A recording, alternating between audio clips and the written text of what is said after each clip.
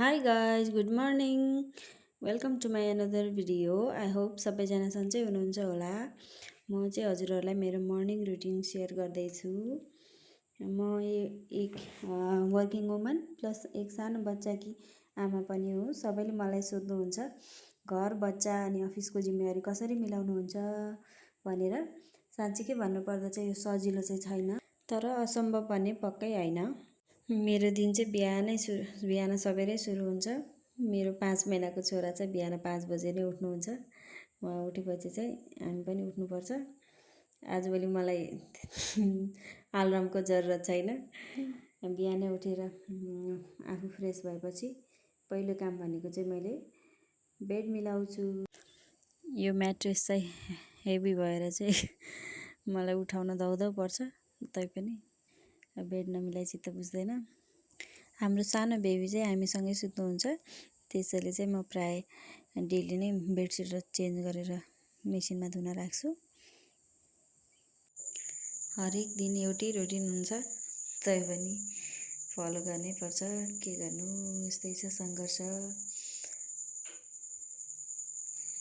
सङ्घर्ष भनेपछि फेरि धेरैजनाले सङ्घर्ष भन्नु होला, तर अब मानिसले कुनै न कुनै प्रकारको चाहिँ सङ्घर्ष गरिरहेकै हुन्छ। यही सङ्घर्षले नै अब मान्छेलाई चाहिँ बलियो, परिपक्व र सफल बनाउने। सङ्घर्ष भनेको चाहिँ केवल दुःख, अभाव र समस्या मात्रै होइन। सङ्घर्ष भनेको आफ्नो लक्ष्य प्राप्त गर्न चाहिँ गरिने निरन्तर प्रयास हो। एउटा सानो बच्चाले पनि पहिलोपटक हिँड्न सिक्दा चाहिँ धेरै पटक लड्छ, तर फेरि उठ्छ र हिँड्न सिक्छ। यही सङ्घर्षले नै उसलाई सफल बनाउँछ। हाम्रो दैनिक जीवन पनि चाहिँ सङ्घर्षले भरिएको छ। विद्यार्थीले राम्रो नतिजाका लागि मेहनत गर्छ, किसानले राम्रो उत्पादनका लागि मेहनत गर्छ, त्यसले आफ्नो जिम्मेवारी पुरा गर्न समय, काम र परिवारबीच सन्तुलन मिलाउन सङ्घर्ष गर्छ। एक आमाले आफ्नो बच्चाको राम्रो भविष्यका लागि आफ्ना धेरै चाहनाहरू त्यागेर दिनरात मेहनत गर्छिन्। यी सबै सङ्घर्षका फरक फरक रूप हुन्। सङ्घर्षले मानिसलाई धैर्य, अनुशासन र आत्मविश्वास हुन सिकाउँछ। जीवनमा आउने हरेक चुनौतीहरूलाई सामना गर्दै अघि बढ्ने मान्छे नै अन्त्यमा सफल हुन्छ। सजिलो बाटोले चाहिँ क्षणिक खुसी त दिन सक्ला, तर सङ्घर्षले प्राप्त गरेको सफलताले चाहिँ दीर्घकालीन सन्तुष्टि प्रदान गर्दछ। कहिलेकाहीँ चाहिँ परिस्थितिले थाक्न बाध्य बनाउँछ, तर हार स्वीकार नगरी फेरि उठेर अघि बढ्नु नै वास्तविक सङ्घर्ष हो। कठिनाइहरू स्थायी हुँदैनन्, तर ती कठिनाइहरूसँग लडेर प्राप्त हुने अनुभव र आत्मविश्वास चाहिँ जीवनभर साथ रहन्छन्। त्यसैले जीवनमा समस्या आउँदा निराश हुनु आवश्यक छैन। प्रत्येक चुनौतीहरूले हामीलाई केही न केही नयाँ कुरा सिकाउँछन् र अझ सक्षम बनाउँछन्। त्यसैले जीवनको वास्तविक सुन्दरता चाहिँ कठिनाइ नभएको यात्रामा होइन, कठिनाइहरू पार गर्दै अगाडि बढ्ने साहसमा लुकेको हुन्छ। त्यसैले तपाईँहरू पनि सङ्घर्ष गर्नुहोस्। भनिन्छ नि, सफलताले भन्दा सङ्घर्षले मानिसलाई चाहिँ बलियो बनाउँछ भनेर। अब ज्ञान गुणका कुरा यति नै लाग्यो मेरो भिडियोतिर। बिहान उठेर मैले बेडसिट मिलाएपछि कपडाहरू पट्याएर राख्छु, अनि रुम सबै पुसपास गर्छु, यताउता सफा गर्छु। त्यसपछि म खाना पकाउँछु।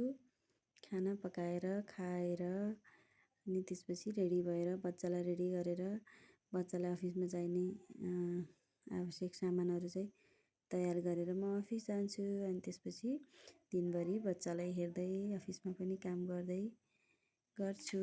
अनि त्यसपछि अफिसको काम अफिसबाट घर फर्किएपछि फेरि मेरो अर्को जिम्मेवारी सुरु हुन्छ। दिनभरिको कामले थकाइ लागिरहेको हुन्छ, तर बच्चाको मुस्कान र परिवारको साथले चाहिँ सबै कुरा बिर्साइदिँदो रहेछ साथीहरू। म विश्वास गर्छु कि समयको सही व्यवस्थापन, धैर्यता र परिवारको चाहिँ साथ भयो भने घर र जागिर दुवै जिम्मेवारीलाई चाहिँ राम्रोसँग सन्तुलनमा राख्न सकिन्छ। मेरो अफिसको टिम मेम्बरहरू पनि हेल्पफुल नै हुनुहुन्छ। सबैले पालो गरेर बच्चालाई समात्दिनुहुन्छ।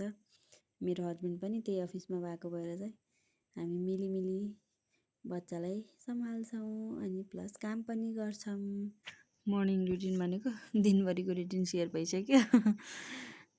एनिवे, यो भिडियो मार्फत चाहिँ म सबै आमाहरूलाई चाहिँ सम्मान व्यक्त गर्न चाहन्छु, जो चाहिँ घरको काम, बाहिरको काम, परिवार पहिला चाहिँ ब्यालेन्स गरेर राख्नुहुन्छ।